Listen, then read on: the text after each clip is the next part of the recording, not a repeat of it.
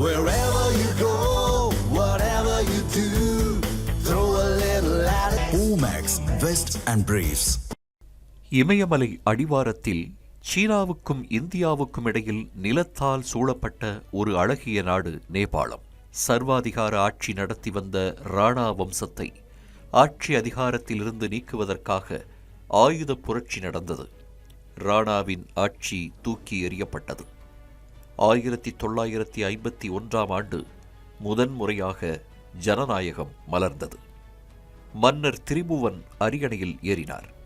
இடைக்கால அரசு மற்றும் இடைக்கால அரசியல் அமைப்பை உருவாக்குவதாக அவர் அறிவித்தார். 1955இல் துரதிருஷ்டவசமாக மன்னர் இறந்ததால் மகேந்திரா அரியணை ஏறினார்.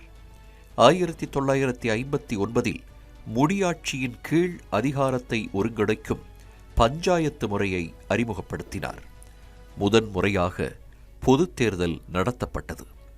நேபாள காங்கிரஸ் பெரும்பான்மையுடன் வெற்றி பெற்றது. ஓராண்டில் அனைத்து அரசியல் கட்சிகளையும் நாடாளுமன்றத்தையும் அரசியல் அமைப்பையும் மன்னர் மகேந்திரா தடை செய்தார். 1972இல் மன்னர் மகேந்திரா மரணத்திற்கு பிறகு மன்னர் பிரேந்திரா அரியணை ஏறினார். நேபாள காங்கிரஸ் ஜனநாயக ஆட்சிக்கான போராட்டத்தை தொடங்கியது. கட்சிகள் மீதான தடையை நீக்கிய மன்னர் பிரேந்திரா முடியாட்சியின் கீழ் ஜனநாயக அரசு செயல்படும் வகையில் புதிய அரசியல் அமைப்பு உருவாக்கப்படும் என்று அறிவித்தார்.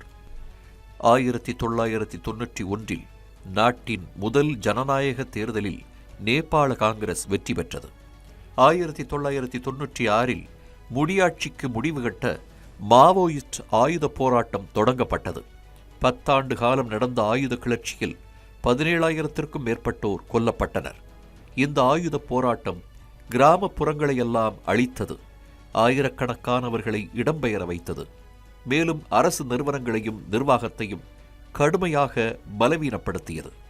2001இல் எதிர்பாராத விதமாக அரச குடும்பத்தில் பட்டத்து இளவரசர் திபேந்திரா நடத்திய துப்பாக்கிச் சூட்டில் ஞானேந்திரா தவிர மன்னர் பிரேந்திரா குடும்பத்தினர் அனைவரும் கொல்லப்பட்டனர். தற்கொலைக்கு முயன்ற திபேந்திரா சாகவில்லை. ஓராண்டாக கோமாவில் இருந்து உயிரிழந்தார்.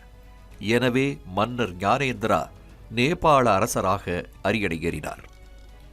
சிறப்பு அவசர நிலை அதிகாரங்களை பயன்படுத்தி நாட்டின் மீதான நேரடி கட்டுப்பாட்டை வைத்துக் கொண்டார்.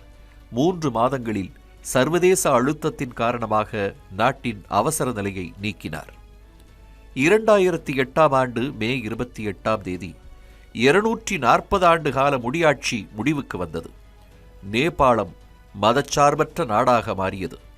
மன்னர் ஞானேந்திரா அரண்மனையை விட்டு வெளியேறி தலைநகரில் நிர்மல் நிவாசில் சாதாரண குடிமகனாக வாழத் தொடங்கினார். இந்த 17 ஆண்டுகளில் 14 வெவ்வேறு அரசுகளை நேபாளம் கண்டிருக்கிறது. எந்த அரசும் முழுமையாக 5 ஆண்டு காலம் பதவியில் நீடிக்கவில்லை. மேலும் இதுவரை 6 அரசியல் அமைப்பு சட்டங்கள் பிரகடனப்படுத்தப்பட்டுள்ளன. தற்போது நடைமுறையில் உள்ள அரசியலமைப்பு சட்டம் 2015ஆம் ஆண்டு கொண்டுவரப்பட்டதாகும். நேபாள அரசியல் அமைப்பின்படி நாடாளுமன்றத்தில் உள்ள 275 உறுப்பினர்களில் 165 பேர் நேரடி பொது தேர்தல் மூலம் தேர்ந்தெடுக்கப்பட்டவர்கள். அதே நேரத்தில் 110 உறுப்பினர்கள் மக்கள் தொடர்பு முறை மூலம் தேர்ந்தெடுக்கப்படுகிறார்கள். நேபாள கம்யூனிஸ்ட் கட்சி, ஒருங்கிணைந்த மார்க்சிஸ்ட் லெனினிஸ்ட் கட்சிகள் முதல் மற்றும் 2வது பெரிய கட்சிகளாக இருக்கின்றன. நேபாள காங்கிரஸ் கட்சி 3வது இடத்தில் உள்ளது. அரசியல் ஆதாயத்திற்காக கூட்டணியை விருப்பம்போல் மாற்றிக்கொள்ளும் சுயநல அரசியல் கட்சிகளின் செயல்பாடுகள் மக்களுக்கு அரசின் மீதும் ஜனநாயகத்தின் மீதும் நம்பிக்கையை குலைத்தது. நீண்ட காலமாகவே இருந்த கோபம் ஜென்செட் இளைஞர்கள் போராட்டத்தால் நேபாள அரசை கீழே தள்ளியிருக்கிறது.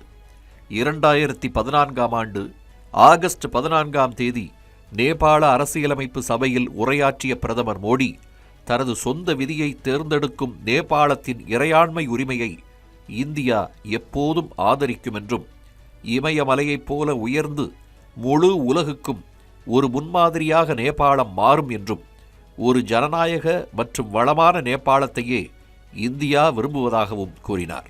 நேபாளத்தின் அரசியலமைப்பு சபையில் உரையாற்ற அழைக்கப்பட்ட முதல் வெளிநாட்டு தலைவர் மற்றும் ஒரே வெளிநாட்டு தலைவர் பிரதமர் மோடி என்பது குறிப்பிடத்தக்கது.